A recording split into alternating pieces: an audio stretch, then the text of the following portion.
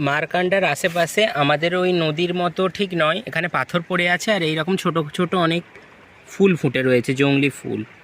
Actually এগুলোর নাম কি সেটা ঠিক আমার জানা নেই, বাট এই ফুলের সাইজটা অনেকটা বড়। আর এই ফুলগুলো আমি আমাদের বাড়িতে, আই মিন ওয়েস্ট বেঙ্গলে আমার হাওড়ার বাড়ির পাশে যেই ধান জমি আছে ওই ধানের ক্ষেতে আমি দেখেছি, কিন্তু এত বড় বড় সাইজের আমি দেখিনি।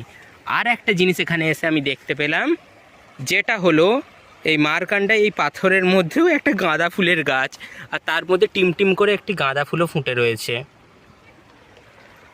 আর চারপাশে তেমন কোনো নেই, ওই এখানে জলজ যেই সব উদ্ভিদগুলো হয়, ছোটোখাটো শাক, ছোটোখাটো গাছ, এইসবই আছে, ঘাস জাতীয় কিছু জিনিস। ওয়েট ওয়েট ওয়েট, তোমরা কখনো ঝর্ণার জল খেয়েছো? অ্যাকচুয়ালি আমরা চলে গিয়েছিলাম ওই দিকে, মানে বাড়ির দিকে।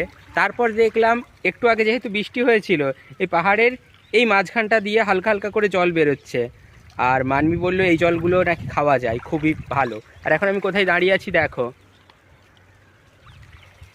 মারকান্ডার জলের মধ্যে দাঁড়িয়ে আছি। এই যে শ্যাওলা শ্যাওলা শ্যাওলা চারিদিকে।